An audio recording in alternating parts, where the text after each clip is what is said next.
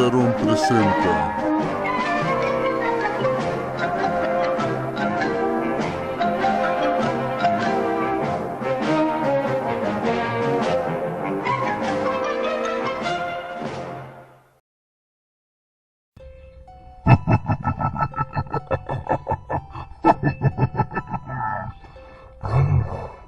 Al fin caen las guillotinas, donde hay cuerpos siniestros, donde yo fui decapitado. Hola chicos y chicas del gran suspenso de Halloween. Bienvenidos a narrar tétricas historias de asesinos seriales. Hoy vamos a narrar a un amigo muy querido. Vamos a narrar acerca de alguien que era un asesino en serie, era un violador y también que golpeaba a sus víctimas con una barra de metal, también con un estrangulamiento feroz y potente. ¿Quién es este amigo? Es nada menos que Theodore Robert Bundy, o para sus amigos, Teddy Bundy. Hoy pues vamos a narrar esta crónica negra, en el cual les mando un fuerte saludo a todos mis amigos de Twitch, de Facebook y también un fuerte saludo a Cristal, que espero que ella tenga un plácido sueño y no tenga pesadillas. Muy bien, vamos a narrarlo. Abran sus libros en la página 751 y lean conmigo esta crónica negra. Así que comencemos. Muy bien. Theodore Robert Bundy, o para sus amigos, Teddy Bundy. Clasificación: asesino en serie. Características: violador. Número de víctimas: más de 14. Fecha del crimen: de 1973 a 1978. Fecha de detención: 15 de febrero de 1978. Fecha de nacimiento: 24 de noviembre de 1946. Perfil de la víctima: mujeres jóvenes. Método del crimen: golpes con una barra de metal y estrangulamiento. Lugar: varios lugares de Estados Unidos, principalmente Colorado, Florida, Idaho, Oregon, Utah y por último, Washington D.C. Estado: fue ejecutado en la silla eléctrica el 24 de noviembre de 1989. Muy bien, vamos a ver quién fue Teddy Bundy. Teddy Bundy tenía una colección ilimitada de jóvenes estudiantes, a las que cautivaba fácilmente con su ingenio y apariencia física. Atravesó a América para escapar de la policía, pero nunca pudo escapar de su necesidad de matar. Nadie conoce el verdadero número de víctimas, ya que Teddy Bundy se llevó ese secreto consigo a la silla eléctrica. En un caluroso día de verano de 1974, un hombre paseaba por un concurrido parque de Seattle. Sedujo a dos chicas y las mató. No era la primera vez que atacaba, pero la primera vez que el asesino había sido visto y oído por una multitud de testigos. Seattle es una ciudad agradable de la costa oeste americana, con alameda, vastas extensiones de agua y una atmósfera relajada y tolerante entre sí. En relación con la mayoría de las ciudades de tamaño comparable de los Estados Unidos, de criminalidad es bajo. Sin embargo, uno de los mayores problemas por los que enfrenta a la policía es el alto porcentaje de asaltos sexuales. Sus calles están llenas de guapas universitarias, muchas de las cuales viven juntas en viejas casas con una seguridad mínima. Pero el crimen sexual que tuvo lugar 4 de noviembre de 1974 sorprendió a los agentes, por lo que investigaban su singularidad. Sharon Clark compartía una casa con otras estudiantes, cuando el 5 de enero no apareció a media tarde. Sus amigas bajaron a su dormitorio para ver si dormía. La encontraron inconsciente con la cara cubierta de sangre. le habían golpeado en la cabeza con un instrumento contundentemente con una barra de metal, ya que había sido arrancada del bastidor de la cama. No había sido violada, pero sí forzado sexualmente con una barra de hierro. Después de una semana en coma, Sharon se recuperó, pero fue incapaz de dar datos a la policía. Ninguna información útil que había sido propuesta. El ataque le había producido una lesión cerebral. Seducidas hasta la muerte estas jóvenes, después de que un ataque a sus dos primeras víctimas, el asesino necesitaba encontrar un medio más fácil y seguro de tender trampas a las jóvenes universitarias que el de entrar a sus propias casas.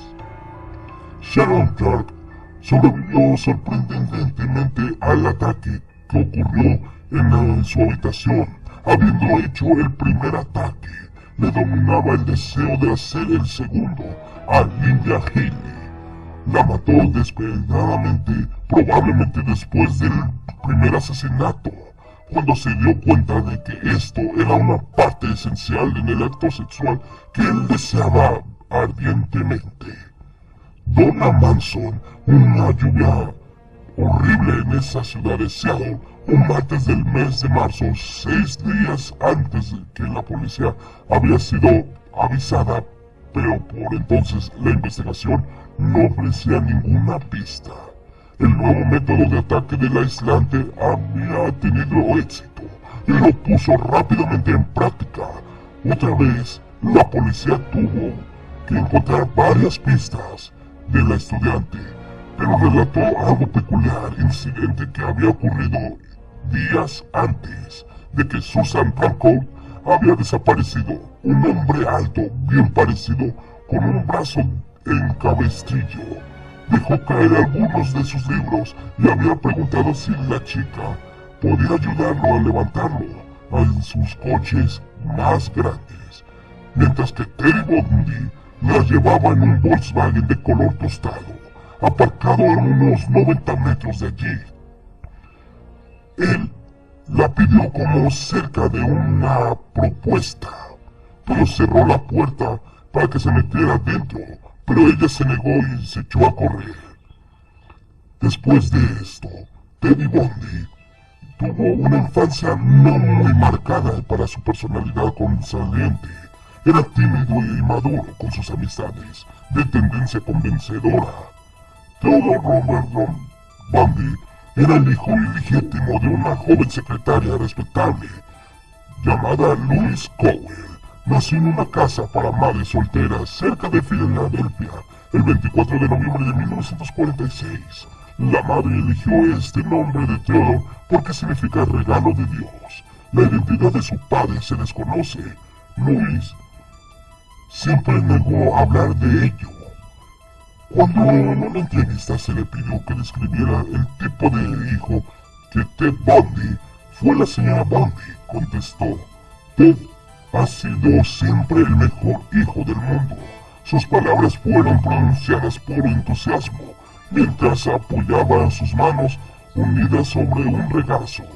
Pero nunca fue que olvidaría el Día de la Madre, pero siempre aparecía con un regalo. Recordó su interés por las leyes y él siempre quiso ser policía o abogado.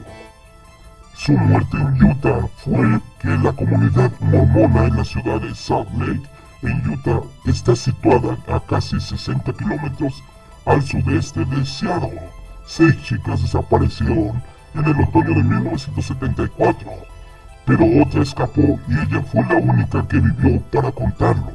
En una noche húmeda de noviembre de 1974, Carol Darronch, una joven atractiva de 17 años, estaba en el centro comercial Murray, mirando al escaparate de una tienda cuando un hombre se presentó como agente de policía.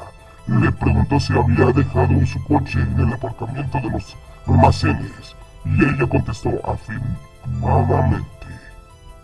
Después de anotar su matrícula, explicó que él y su compañero habían detenido a un hombre que estaba forzando la puerta. También pidió que le acompañara para ver si le faltaba alguna cosa. pues Ted Bundy la asesinó brutalmente. Bueno, ¿qué les pareció la historia de Teddy Bundy? Espero que tengan dulces y terroríficas pesadillas. Antes de concluir, les voy a dejar las fechas clave de Teddy Bundy. El 4 de enero de 1974, Sharon Clark ha sido atacada en su habitación, mientras que el 31 de enero de 1974, Linda Halley es secuestrada. El 12 de marzo de 1974, Donald Gale Manson había sido desaparecida. El 17 de abril de 1974, Susan Brokaw también fue desaparecida. El 6 de mayo de 1974, Roberta Cadden Parks había sido desaparecida. El 1 de junio, Brenda Ball había sido desaparecida. El 10 de junio, también de 1974, Georgian Hawkins había sido desaparecida. Y por último, el día 14 de julio, Janice O y Denise Maflon habían sido desaparecidas del parque Lake Samanit. Muy bien, pues espero que tengan dulces y terroríficas pesadillas. Antes de concluir también, les voy a recomendar un nuevo libro. Les recomiendo 6 días de sacrificio de Jonathan Somerset. Un buen libro donde ustedes son las propias víctimas. Y para los más pequeños, les recomiendo Drácula de Bram Stoker en versión infantil. Y para las películas, les recomiendo It, el payaso asesino, Chucky, y también una de mis favoritas, Psicosis. Así que, se me cuidan. Un fuerte abrazo. Dulces pesadillas.